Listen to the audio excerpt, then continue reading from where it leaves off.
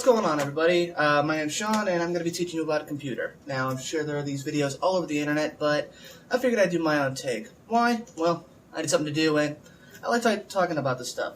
So, a lot of people would probably ask, why do I need to know about these things? Why do I need to know about the parts, how it works, how do I need to know about that? Well, first off, you don't want to get ripped off. Plain and simple. A lot of people think that they can go into a store and buy a pre-built machine and they'll be good. And in many cases that's true, but a lot of people, like myself, prefer to build their own machine. That way we can maintain them and kind of make sure that it works the way we want to and not the way that the company wants to. So, first thing to do is know what to buy. Now, with this video we're going to be going over the very basics of a computer. Just the simple parts, nothing really too extravagant. We will be going over each part in more detail as time goes on, but for now we're just going to stick to the basics. So, what's the first thing you need? The first thing you need is one of these. This is a motherboard. This is a particularly very old motherboard, but it gets the point across. So, a motherboard is the spine of your computer. This is where everything gets connected to. I know it looks kind of scary because you got all these plugs, all these connectors, but it ain't bad, trust me.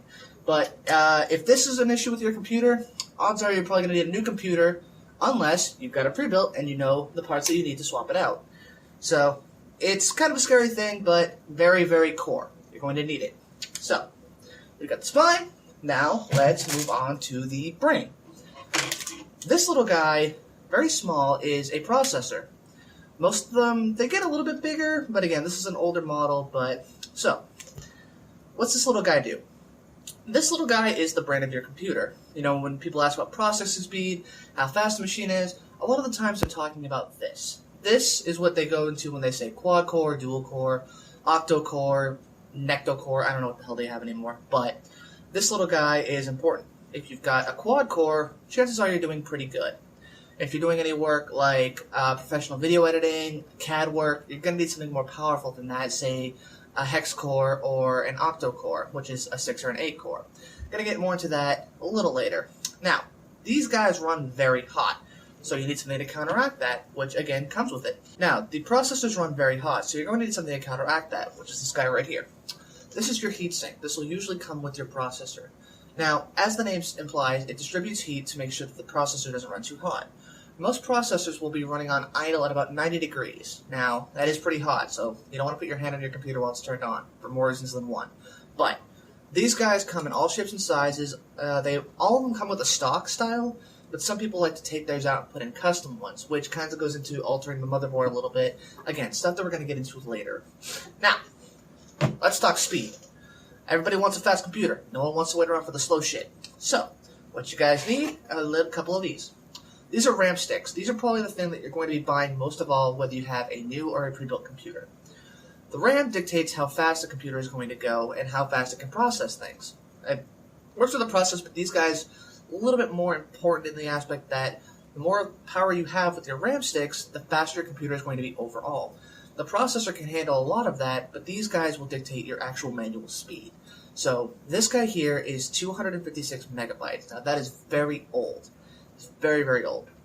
4 of these make up 1 gig, and most computers come stock 6 to 8 gigs now. So kind of, again, we're working with old equipment, but I don't feel like tearing apart my computer to show you guys what we got. So, we work with what we have. So, like I said, most computers will run 6 to 8 stock. You can go up to, I've seen computers run up to 128 gigs of RAM. Now, why do you need that much? If you're doing server work, if you're doing intense video editing, if you're doing CAD editing, it's all the really high-end professional stuff. Usually about 16 gigs will run you good, and they go, they're multiplicative, so 2, 4, 8, 16. But you can get some kind of weird balances in there, but not too much to worry about. Now, along with speed comes storage. And I'm sure everyone has seen one of these in their life, if not multiple. This is a hard drive. Very simple. It stores all your stuff. It's a storage unit. This guy here is a small one. I believe this one's only... looks like a 250 gig drive. No, I'm sorry. This is a 60 gig. Again, most computers now will run between 750 gigs or 1 terabyte. A terabyte is 1,000 gigs. So, this guy is very, very small, but, back 10 years ago when everything started to become more and more consistent with computers, these guys were the ones to have, and most computers had them.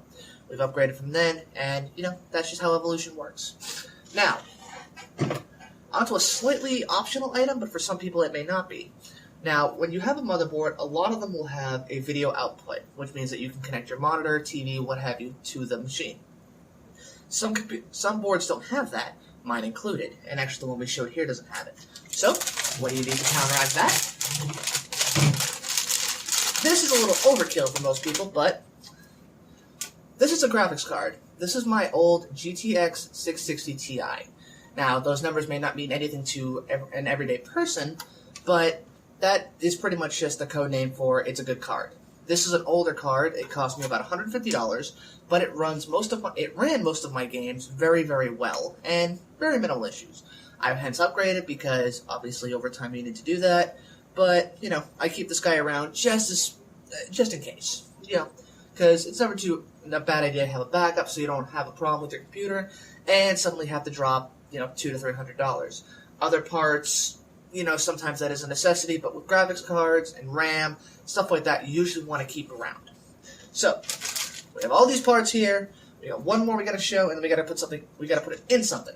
So, where did I show that guy? This little octopus of wires is a power supply. Again, pretty standard. It powers the machine. You don't really need to know much more than that. These extra wires we're going to go into at a later date. They all do something, but most people are going to look at this and go, what the hell am I looking at? So we're not going to get into it right now. This is a standard power supply. It's about 750 watts, which, again, for most standard computers, do not need that much power. But, again, my computers aren't very standard, so I like to make things a little bit more powerful. Now, as I was saying, we've got to put it all in something. You don't want to have this stuff just sitting out like I do, because a little piece of static electricity from a rug or what have you, your entire system's fried and you got to start over. That may not be the case for 100%, but I've seen cases where these things get zapped by a tiny bit of static and they're gone. It's just over with. So, got to put them in some. This here is my old NZXT Lexa. I loved her to death. Very good case, but again, time goes on, you gotta upgrade. Now, most cases aren't going to be this big. This is a lot bigger than it looks, but I like it because you're able to get a lot of space, and for someone like me, customization is important. Most cases are pretty standard size. You've got multiple different sizes, but roughly they're all the same. So you don't really got to worry too much about that. So the case is important. You got a couple of things that go into it, which usually come stock, which we're going to explain later, because, we don't want to ramble too long. So those are all the basic parts of your computer, all the stuff that you need to go into the system. When it comes to coming out of the system, there's 1,000 other things that you can get, which we will discuss later. So, if you guys have any other questions or anything, let me know. If I talk too fast and you need me to slow the hell down, let me know. I'll do it. I mean, this is my first video in a long time, so I do appreciate your patience, and I hope it comes out alright. So, next episode, we're probably going to go over some basic peripherals for a computer, just stuff that you need to make it work, and make it work pretty good. And then, as time goes on, we'll kind of divulge into each of these parts and kind of explain what they do, the different kinds, the different brands, and a little bit more detail. That way, you know what you're looking for, because I can't throw all these parts together and make a computer. It ain't gonna work. There are some specifics that we have to go by. So, until then, my name is Sean. I thank you for taking the time to listen to me, and I hope you learned something.